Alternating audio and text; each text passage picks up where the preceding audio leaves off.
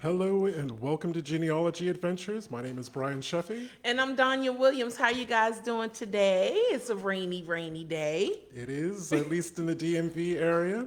Hope that you guys are having a wonderful Sunday, and we have a great show planned for you today. Yes, we do. We are actually going to be talking to Miss Hollis Gentry of the National Museum of African American History and Culture.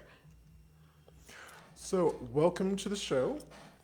Hello. So pleased to have you. I'm happy to be here. And, Yes. and how is this Sunday finding you? It's kind of grayish outside, so it's perfect weather to be inside. And doing research or talking about genealogy. So, Okay.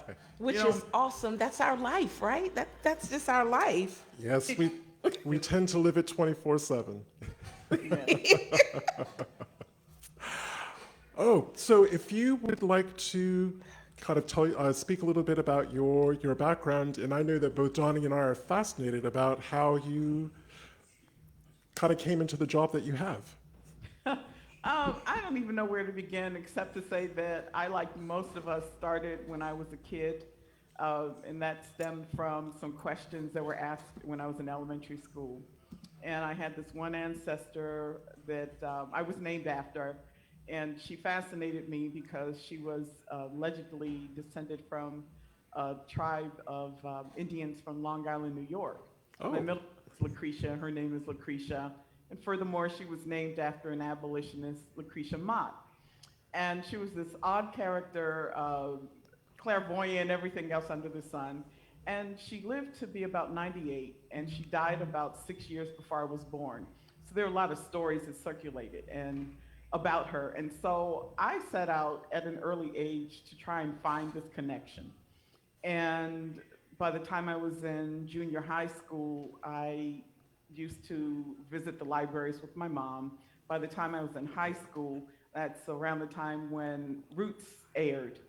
And because I lived in Maryland and because my family was also from Annapolis and we had access to Hollow Records, somehow or another I thought I was going to follow in Alex Haley's footsteps. And I was probably one of his biggest fans.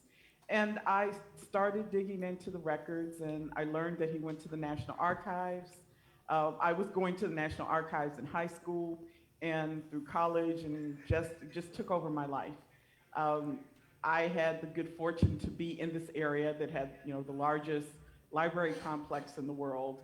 The National Archives was here. Then, you had the DAR library, and I was just born and living in the right place. And I've worked in libraries most of my life. I was even, volunteering when I was in elementary school. Never wanted to be a librarian. I wanted to be close to the source.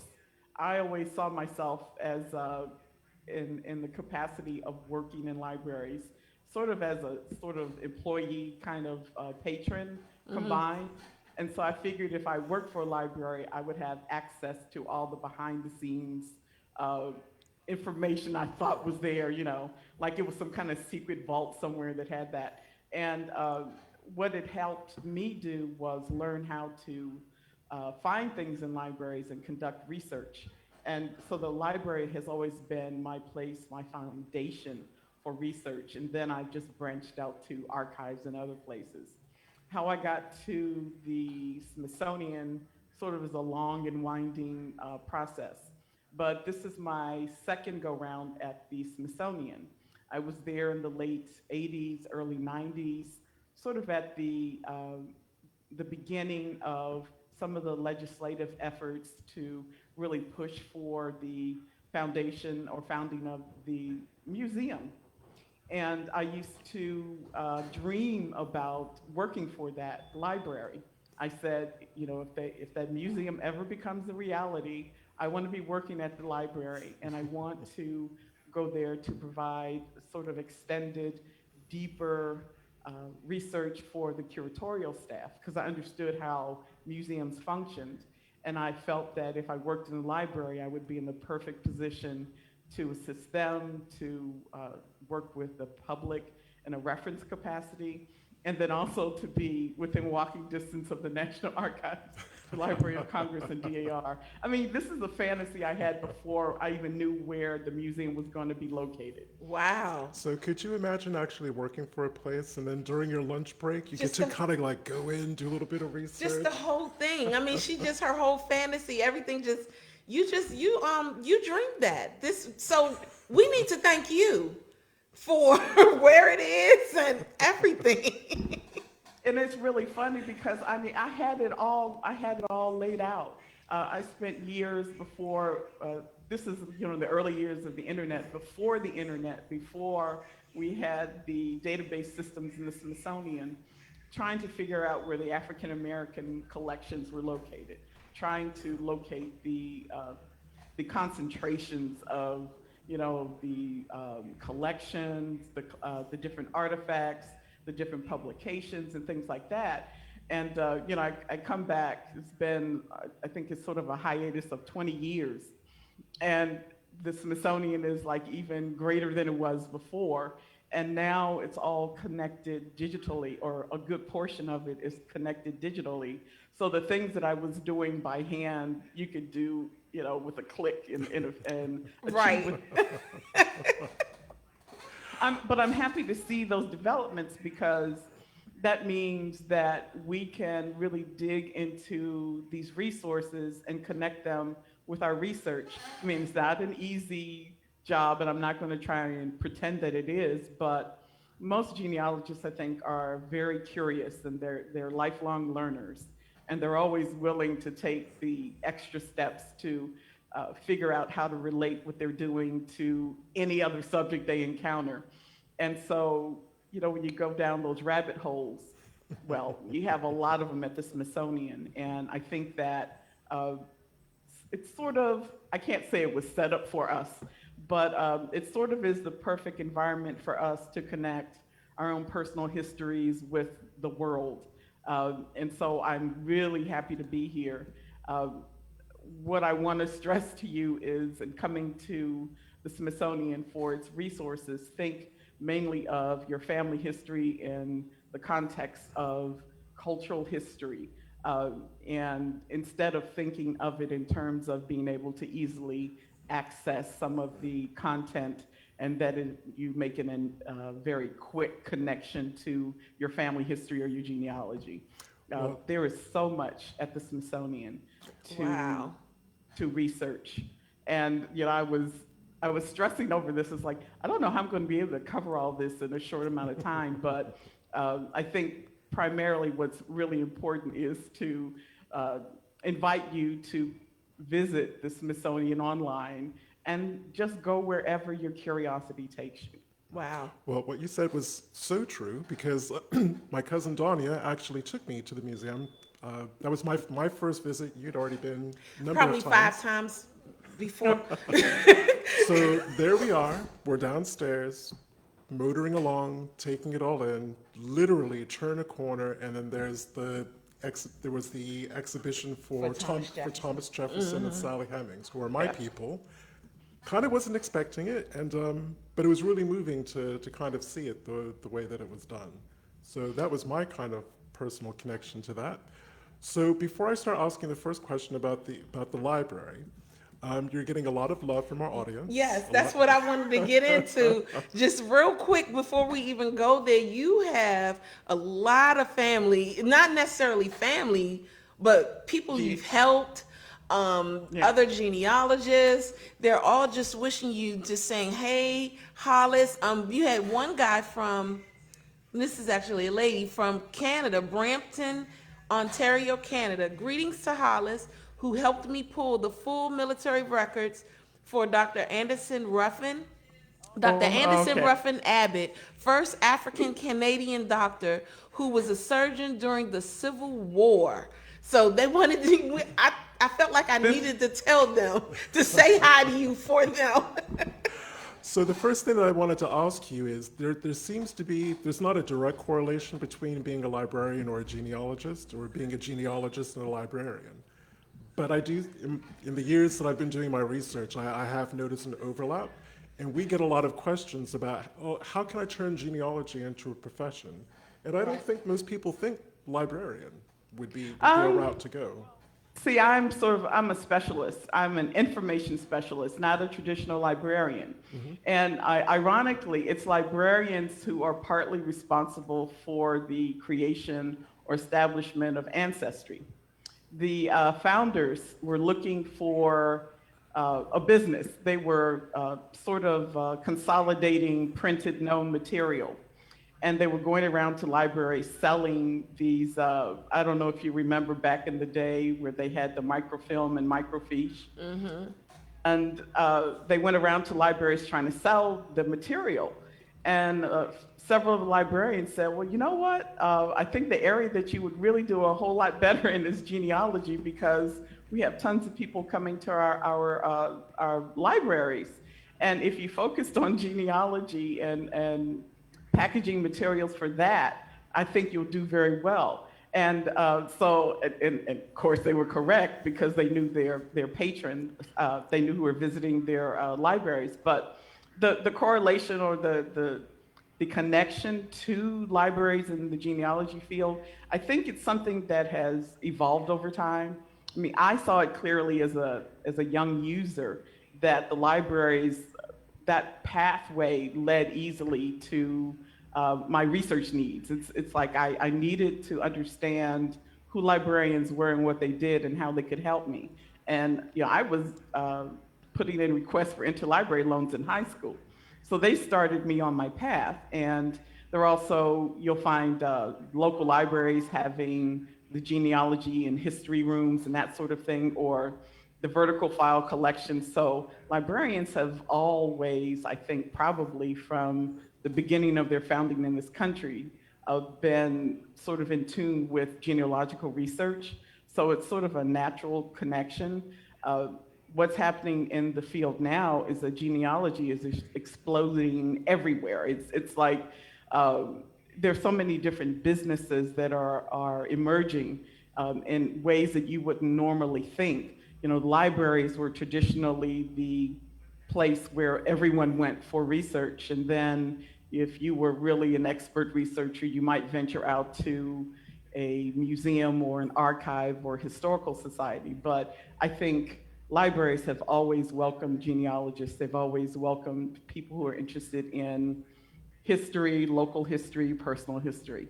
So there's a natural connection. There's also a subfield in the library profession of genealogy librarians. And I think in the realm of African American genealogy, I know of Leslie Anderson, who's at the library in Alexandria, Virginia, in Northern Virginia. Then there's Sherry Camp, who is a member of OGS. Who's, I know her. I'm seeing you now, finally. And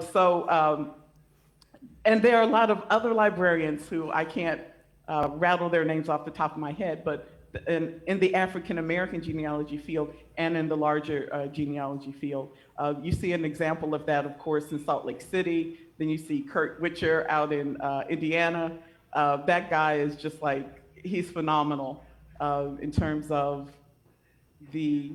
I know I'm going off on all these different tangents, but there's always been an interest, there's always been a connection with genealogy and the library field. Excellent. So your library in particular, it's I have to say it is one of the unsung hidden gems of DC. Yep. And basically for the rest of the show, that's what we're going to be talking about. If you can give the audience an idea of the kind of different collections that you have in the library and kind of the story about how that collection actually came together. Well, what I want to first say is that the Smithsonian has 19 museums, and every museum has at least one library. So a lot of the libraries are hidden gems.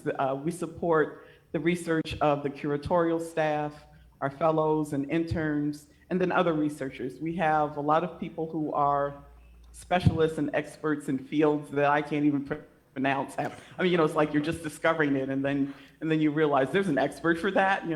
But the idea behind having the libraries is to provide research assistance and support to the community. And most people don't know that the libraries exist, except on the rare occasion when they reach out to the Smithsonian, when they're doing research on an artifact or item that they've discovered or they realize has been on exhibit at one of the museums, and they want to delve further or do a little bit more research on that, and that's when they typically are connected to the libraries. So it's sort of like a built-in factor with a new museum. They have to have a library to provide the research support. I'll say that most of the libraries will focus on, well, we're supporting the curatorial needs. So whatever the curators find necessary or needed greatly directs and guides the subject matter of the collection. Whatever supports them in their development of exhibitions is primarily what we will acquire, and then we'll focus on the different subjects, whatever that may be. So for NMAAHC, the focus is on African American history and culture, but that covers a broad spectrum of subjects. So one of the things I enjoy about it is looking at some of the newer publications that are surfacing related to African American history and culture. It's like having your own little personal library focused on African American history. And I am sort of at the point now where I realize that we don't have enough space to cover all of it. I mean, not that it's sort of a new revelation to me, but the subject matter has exploded in so many different directions that it's hard to keep up with how the field has grown in the arts, the humanities, the sciences, and so forth. So what is I know because first of all, I did not know that each museum had a library in it. No, I didn't know either. That is that's amazing. So now I'm ready to dig in everybody's library, but we're gonna come back to that. We know that you guys also, the Smithsonian, the History Center, has a family history center, as well as the resource where you work in the library. What is the difference between the two, and how do they work together as far as correlation is concerned? Well, the libraries, it's a central unit. It's separate from the museum. So all of the libraries are connected. And so we function from a central administration. And the museum is separate in the sense that it is a different unit. The Family History Center is guided by the mission of the museum. So it's focused on genealogy in the African American context, historical context. Whereas I cover or work with the genealogy general, and I'm also a specialist and an expert in African American genealogy. So I can cover anything. They tend to focus in the Family History Center on African American genealogy, programming surrounding African American history, family history, and genealogy. Although they will work with visitors from all over the globe. Whoever comes into the center, they assist with research. And I tend to work primarily with the curatorial staff. I do a lot more library reference work. So if you are sending in queries related to history or genealogy, I field those kinds of questions. I am off the mall, so you don't really see me as much as you see the staff who work in the Family History Center. That's a big difference, I'll say. And in terms of the library, is there a mix of things like Black family history books, African American family history books, supposed equivalents of African American lineage books, those sort of things? Well, we are not a genealogy library. All of the library collections are connected through a central system. So for example, the Anacostia Neighborhood Museum used to be sort of the African American subject specialist at one time. And the American History Museum has a lot of material related to history and genealogy. You also find some of those materials at the Portrait Gallery, but they're more of a biographical nature. So the materials are spread throughout the Smithsonian, which is why it's to access it through our central catalog to find where those holdings are. We have some of the more contemporary genealogies. I've been trying to, as we gain funding, put in a request for certain genealogy publications. You know, first on our priority list is those that are related to African American genealogical research, but then I want to have some of the more general ones. We don't have the space to collect an extensive number of African American family histories and genealogies, but we do have them in our collection. I have been looking for some of the rarer ones that are least likely to be out in circulation, so I've been focusing on some of those. Excellent. And if someone wanted to get a sense of the titles that are actually in your collection and available, can they actually go to the African American History Museum online and actually do a search to see what's in there? Yes. We also have, more importantly, so that you can find where the various publications are located in whatever library branch they're located. It's at the address for our catalog is library.si.edu.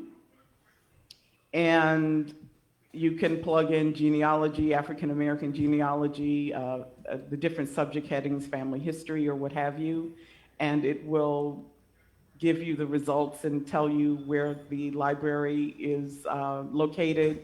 It will link you to the branch where that publication may be located. So that's the first step. But I would also suggest that if you want to really start digging into what the Smithsonian has, is to look at our Collection Search Center, which is a database that links everything that we have. And that address is collections.si.edu. And that will put you in, in the realm of the Smithsonian world in terms of our collections, our artifacts, our media of all different formats, and our books, and the archival collections as well. Excellent. And also to remind our audience, please do feel free to come in and ask your questions too. I actually do have a question from an audience member. It is right here. How do you search for Depression era photos, or are you able to search for Depression era photos as far as through the Library of Congress or referred to? Okay, they said that how to search for Depression era photos for Utah, Greene County, Alabama, Library of Congress, and NARA, what's that? National Archives, like, referred me to the Smithsonian. Both of them referred them to you guys. So as I mentioned before, go to our collection search website and enter in, there are various ways to enter and conduct the research. You could put in the string of, Depression, Alabama, and look for the results, and then sort of whittle out and dig down into the different subject headings that will put you closer to that. That's one of the best ways that I can suggest that you start with your research.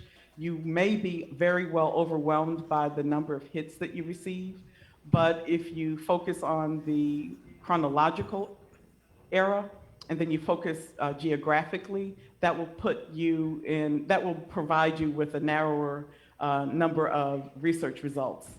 okay. Excellent. And if someone wanted to book time, not necessarily, well, either with you or with one of your colleagues, is that something that they can actually arrange before they arrive to the library? And if so, is there a fee or a charge for that? There's no fee. Right now we are teleworking, so we couldn't visit with you in person anyway. you can send in a request to ask a librarian at si.edu and send a request with a sort of description of what you're looking for and what you're interested in. And that will be fielded to us. I'm just giving you something that's very easy and simple to remember. Ask a librarian at si.edu. Is it the or a? ASKA librarian at Got si.edu. I'm just I'm typing sorry. it in as you go. Still saying it a little bit too fast. Okay.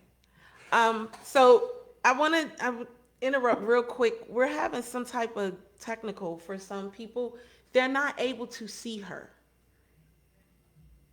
Ah, Yeah, I know. I don't know what's going on, It's but I almost- wanted to just put that out there to Afiba so that they know that he can check it out and see what's going on. Thanks.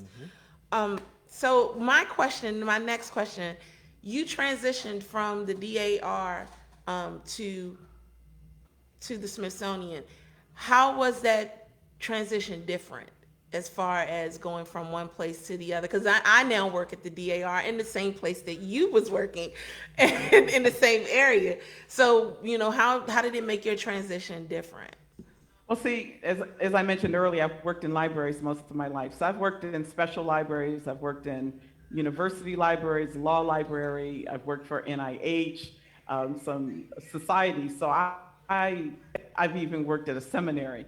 So I am one of those persons who's sort of a jack of all trades, or I'm pretty nimble.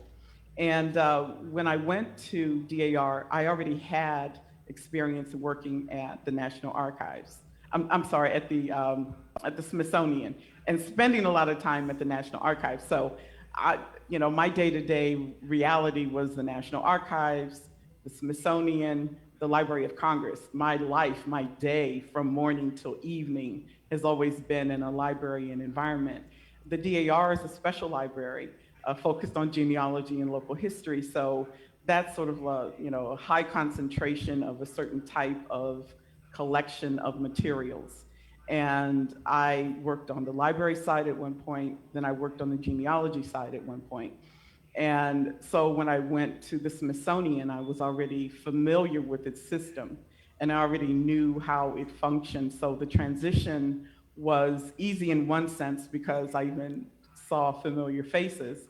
It was challenging in the sense that I had to transition from working for a private lineage society to a broader library system. And it's sort of like, going from this small library to this humongous library that had information in every direction one could possibly think of, and then some. But I feel that the time that I spent at the DAR prepared me for the work that I'm doing now at the Smithsonian. So I have a certain amount of understanding about American history and the development of our nation from the East Coast to the West Coast and North and South that I would not have had I not spent the 12 years at the DAR. So by reviewing the lineages, I was able to understand some of the challenges that researchers face. I also was exposed to a broader sense of American history in terms of the resources that are available, the various institutions that have holdings, and also I was able to plug in my own personal experience in working at different archival institutions or doing research there and connecting them across, or attempting to connect them by searching specific families.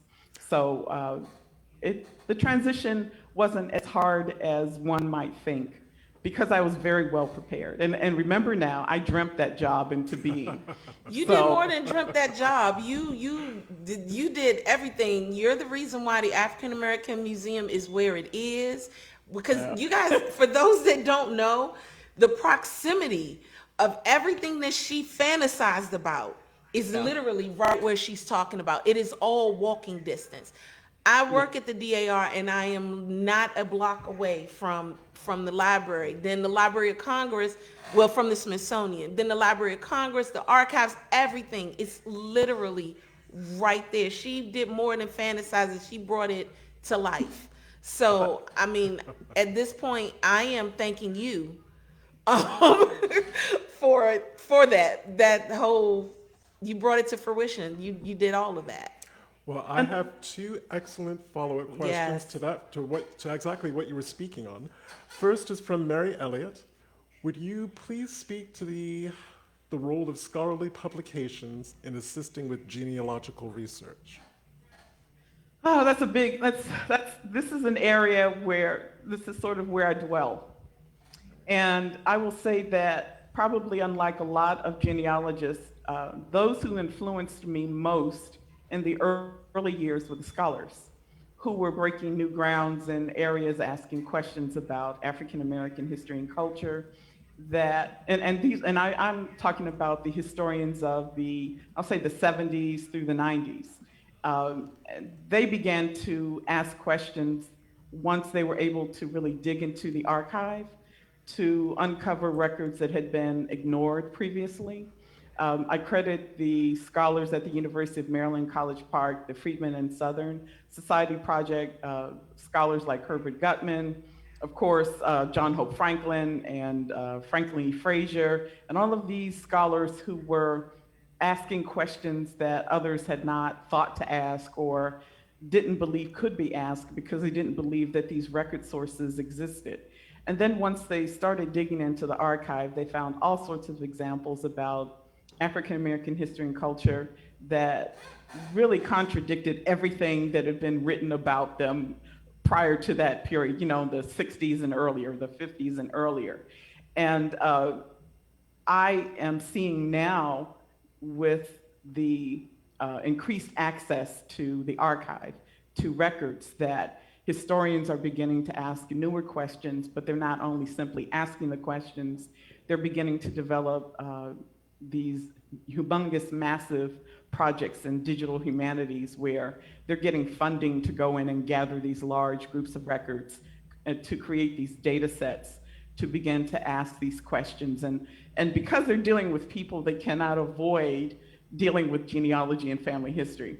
I laugh sometimes when I go to or I chuckle to myself when I attend some of the lectures and they're talking about, the connections of family, connections of individuals. And I was like, no matter what they say, it's all genealogy to me, Right.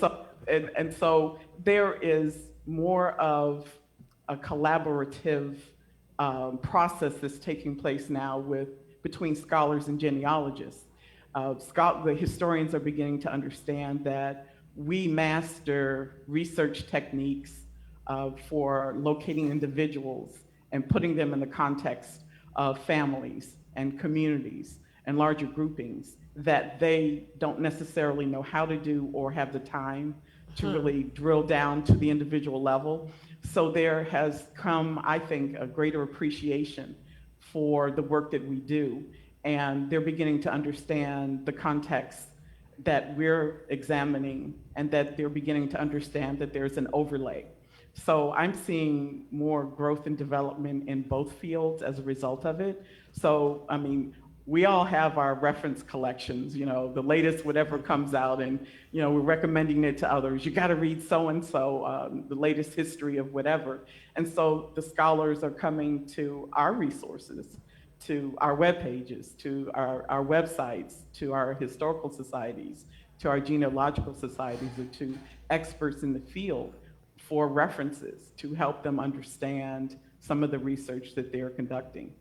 Well, that's something that we've advocated for a long time. Donnie and I have been advocating, and there's other genealogists as well, that we have a voice, and I guess you would call us public historians, because we don't have that degree that actually says that we're historians, but because we're looking at family history at that microscopic level Yep. rather than that macroscopic level, that it would be nice if our voices were actually included in those kind of conversations. Yeah, I just sent a message out to somebody today and just talking about the fact that the people that they don't pull to the table are genealogists, because we actually, like Brian said, we collect a sense of what actually happened simply because we're looking for our families.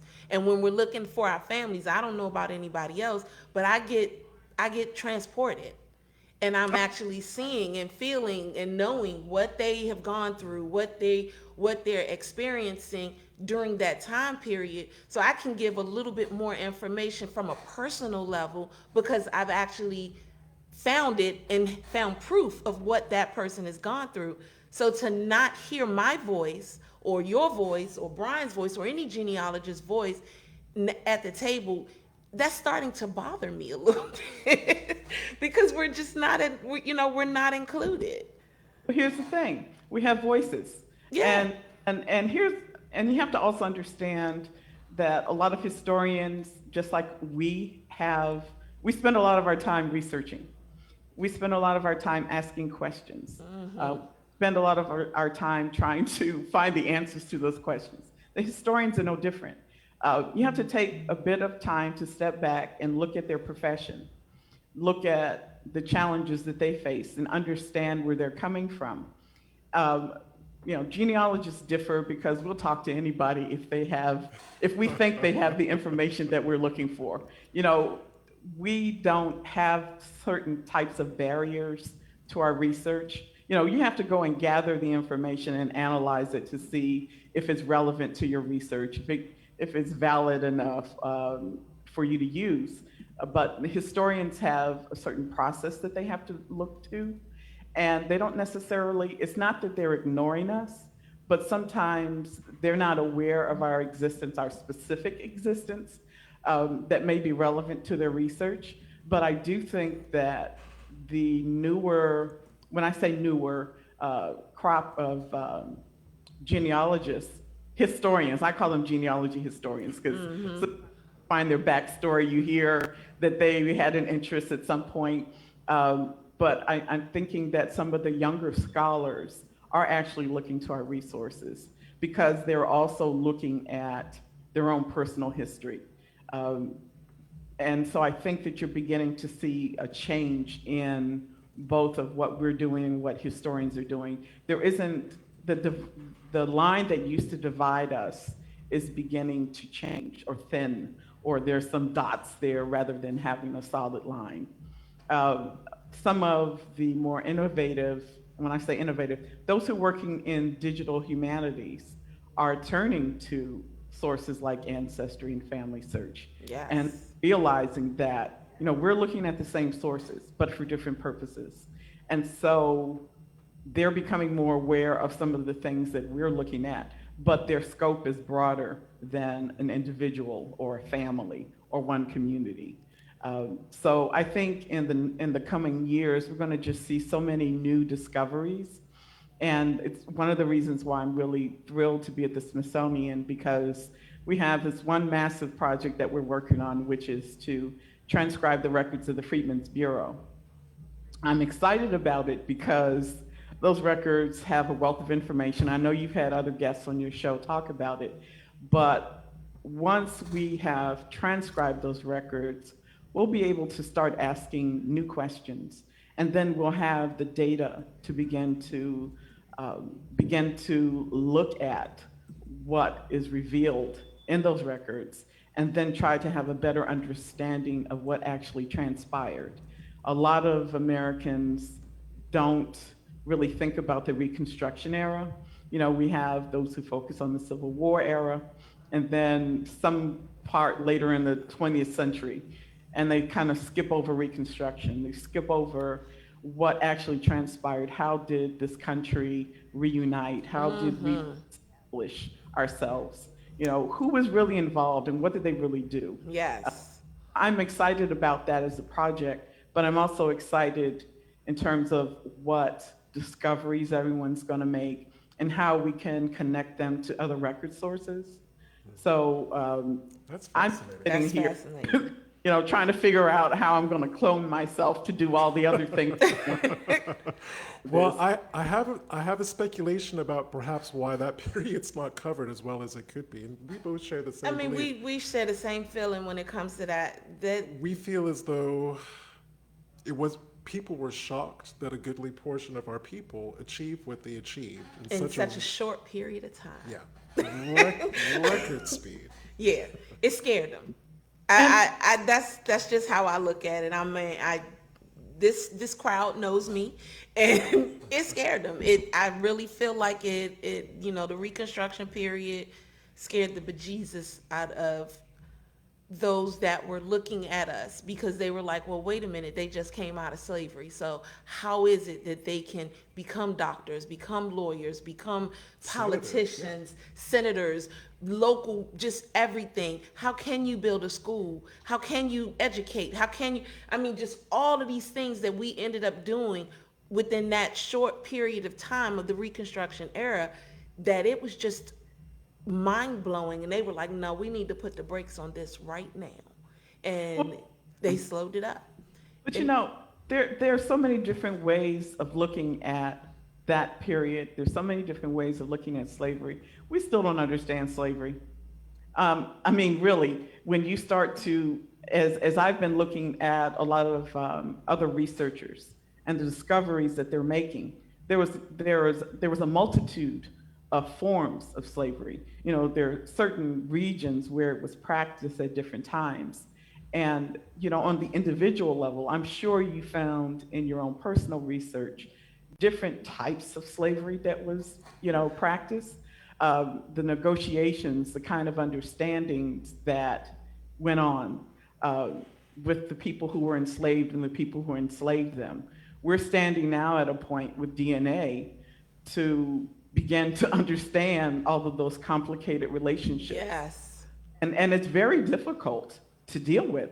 And what you're looking at with the Reconstruction era as well is it's a period that followed a major era where a lot of people died.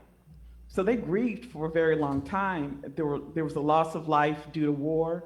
There was a loss of life due to the violence that was committed against the people who some thought created or caused the war. There was a lot of grief, a lot of death, a lot of destruction. And I think the miracle that occurred was that we were able to reunite. When you stop and think about what actually transpired, where we were on the brink of breaking up, and we fought over it, and that's everybody, because we're all in it together. And somehow, through a miracle, we were able to reunite and figure out something. Of course, there was a lot of bloodshed. Of course, the country turned topsy-turvy in every different way and whatever, but we were able to reunite. And there are stories that are buried within that experience that we haven't fully understood, we haven't fully uncovered. I like to look at the Freedmen's Bureau as sort of a starting point or pivotal point between the past and the present that we've sort of inherited. There were relationships, there were negotiations that took place that we can't fully understand with those complex relationships that were formed, the experiences that we thought we believed that, what the Freedmen's Bureau represented and what it actually did or didn't do. When you look at it, the historical truths that are beginning to surface in terms of why it was created and what it was intended to do, you understand that it wasn't just this federal agency that came in and said, we're going to help the Black people, or we're going to help those who are leaving a lifetime of enslavement. The people they were designed to help had to play significant roles in that process. It wasn't a matter of, African Americans just sitting on a plantation or wherever they were waiting to be rescued. Right. They were participants in that process, and there's a lot more to understand about that process. There's a lot more to understand about our families. In reading works like Herbert Gutman's examination of the African American family and all of the archival record trails that were left behind about it, that he was able to examine. It's pretty phenomenal that you had people who were separated by hundreds of miles, who had a concept of family, whose parents and siblings might all be in different places, but that didn't stop them from trying to get back to home or to reunite or start a family again. It's a phenomenal period. It is. And, we have, the biggest part is that we have records. This is the part that really excites me. It's not a matter of someone speculating about this. We now have evidence that we can start piecing together, or that others have pieced together, to reunite our families on paper, and then to say, hey, I'm here because they did that. One of the things that inspired me with the Freedmen's Bureau records was I had oral history about an ancestor who was separated from her family. And all I knew was that she was sold south. And I combed through the Freedmen's Bureau records, and like the true genealogist that I am, or was at the time, I was really obsessed. And I kept going back to the archivist saying, I don't understand why my family's not here. And the records, they should be here. I know they're there, so on and so forth. And I'm talking about, I spent about 6 months pulling every single Freedmen's Bureau record in the vicinity of where my family lived. And one day the archivist said, I got a surprise for you. And I said, what? He said, there's that census that they took in Princess Anne County, which is where my family's from. He said, I found something that I think might, make you smile. And so what he had pulled was the other half of the census. And the first family on the first page was mine. Wow. From that point on, whenever I approached him for records that, in fact, I had gotten to the point where I could call to the National Archives to say, I'd like to pull these records, and they would pull them for me because I had been searching through them for so long. But the point that I'm trying to make is that I made this connection in those records that inspired me. And because I said, I spent the time looking through these records. I had the access because I live and work in DC, but it's going to be more difficult for others who don't live in this vicinity. I wish this is another one of those things that I kind of wished into existence. I wanted those Freedmen's Bureau records to be available to researchers all over the place. And I'm happy to say that I'm involved in that. But sort of in connection to that, I'm also aware of other digital humanities projects that have been launched as a result of what's going on with the Freedmen's Bureau records. And so they're asking questions about what actually transpired on the ground. What did freedom look like? What did gradual emancipation look like? Where did it take place? How did it take place? Who was involved with it? And so they're charting, and I'm speaking of a project called Visualizing Emancipation. They're taking some of these resources that we're looking at, the individual instances of where people, were advertised as runaway slaves, or they were identified as people who were caught for whatever reason, for whatever crime, and they escaped. All sorts of different events that relate to emancipation, or when the federal troops appeared and freed slaves, or helped encourage them to leave the plantation or wherever they were being enslaved. We're beginning to see some of that information being documented and recorded and made accessible for our research. Cool. I know I'm going all over, but this is the reality of who I am in my life. Sorry to jump. I have one, because this is actually perfect on the topic of transcription. Mm-hmm. Got an excellent question from Catherine Williams. Have you approached the OGS? And for those of you who aren't familiar, OGS stands for Afro-American History and Genealogical Society. Have you approached the OGS organization about donating their extensive research publications for digitization from past decades? That is a more complex question than I can really fully answer. From what I understand, that OGS has worked with Family Search in the past, and I shouldn't say in the past, OGS is working with Family Search now with some of their research projects. OGS is a different entity, and so is the Smithsonian. There are a whole lot of legal issues to consider for that, but I do know that OGS has, and you have to forgive me because my recall of OGS goes back to the 70s and 80s. And I've been interacting with them for a bit. I don't believe that we have actually had any discussions about that, but I thought that, and please forgive me if I'm misquoting it, but I thought that they had some sort of an arrangement with Family Search to. Okay. Okay. Thank you. Also, hopefully a quick one. Are you accepting donations? And this is from a young lady called Karen Sutton. I think she's working on a dissertation and would like to be able to provide that to the library. I'll say this much. We have received some things of that nature, but with dissertations, if they end up in the ProQuest, is it ProQuest now that has the dissertations and theses? Yes. Or is it JSTOR? Doesn't JSTOR have them too? They do too. Yeah. You know, so it would come in that way. However, if the research relates in some manner to what's being researched at the Smithsonian, you might want to go to the main page of for NMAAHC.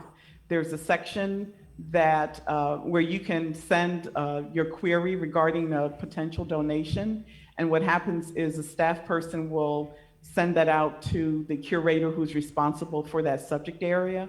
So if it's dealing with slavery and the slavery era, we have a curator who is responsible for that, who would review it. I don't want to say no. I would say contact us with the offer and allow that curator to determine whether or not it would fit with the other research collections at the museum. So the dissertation she was asking about deals with free blacks who fought in 2 Virginia counties during the American Revolution. Oh, and I would also suggest to, and this is something that we do at the Smithsonian, is to say that we're not the only institution, we're not the only repository that could actually, that would be interested in that sort of research. And having been an employee of the DAR library. They may be, yeah. When I was there, I was actually actively trying to develop a collection on African American resources during the Revolutionary era.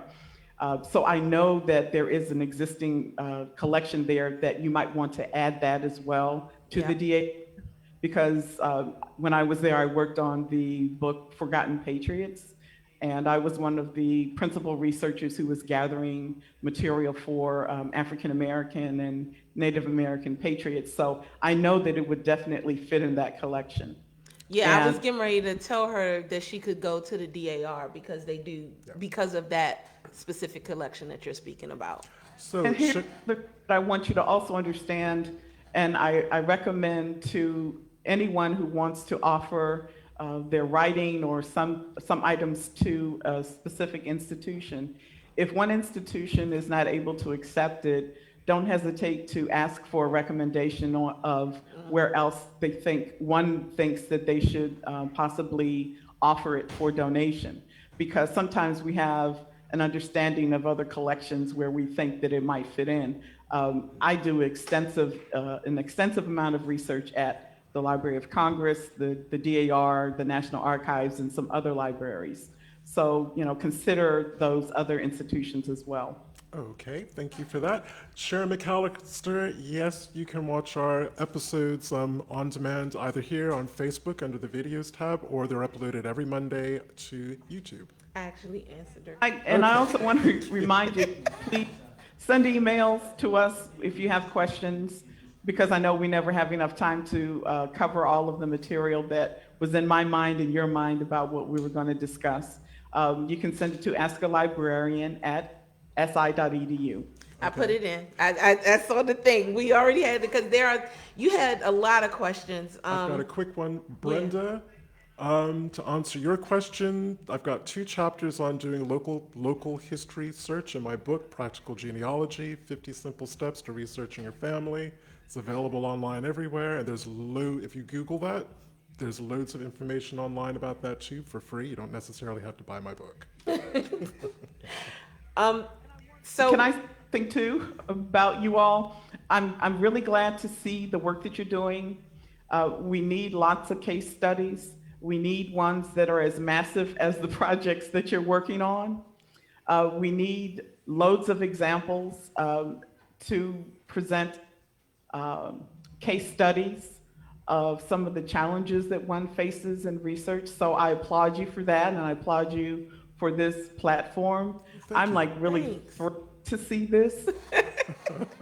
And the other side of it is, I've been binge watching different genealogy programs. And I like the fact that you're dealing with who you are, your honest and genuine responses, the emotional roller coaster that one goes through with research, how you tackle and approach the research, the difficulties. I love the fact that you have groups of support, different, I'll say committees of genealogy to work on different aspects of your research. So I really applaud you for presenting all of that and sharing it with the genealogy community. You serve as a beacon for encouraging others to not only learn to do it, but continue and persevere through all of the challenges that one faces with this research. I'm a pretty solitary person, so I love what you're doing, and there's some things that you say that echo with what I feel, but I don't necessarily express. So I got you. I'm gonna take care of that for you. Don't worry about it. I will be the one to say it. Well, thank you so much. I mean, that really means a lot. Yeah, that kind of touched me. So I appreciate you making that comment, and we are very happy to do what we do and how we do it, and it's exciting. That brings us up to our hour. Thank you so much for sharing your knowledge and your enthusiasm and your pointers with both us and the audience. Right. And what I want to do is kind of send some of these questions to you if I can, so we can get them answers, the ones that we did not get done. And just thank you again for coming on our show and just being here and answering those questions. I'm so excited to have you here. I'm glad. And I'm glad that you're a DAR. You are holding the spots and space and energy there. Yeah, I try. Okay. Can I get some cake? So to our audience at home, thank you so much for sharing a part of your Sunday with us. Next week, 4 p.m. Eastern Standard Time, Working with DNA matches with Blaine Bettinger. Yes, so I want you guys to come with your questions. Actually, it is mandatory. Please post your questions on the event. On the event in the comments section. Yes, because it is mandatory that you guys come with those questions so that we can really get this stuff answered the way we. I just think people need to understand. That's all I people have been asking us for years about specific DNA questions. Well, you're going to have Blaine. Yeah. You're going to have Blaine for an entire hour. That's right. And he's noted. And he's, well-known author, he's all of that. So definitely come with your questions. Okay. So both to you, Hollis, to you, Danya, to all of you at home, have a blessed rest of the day, and we will see you next week. Yes. Thank you again, Hollis. Thank you so much. Have a great time. All right.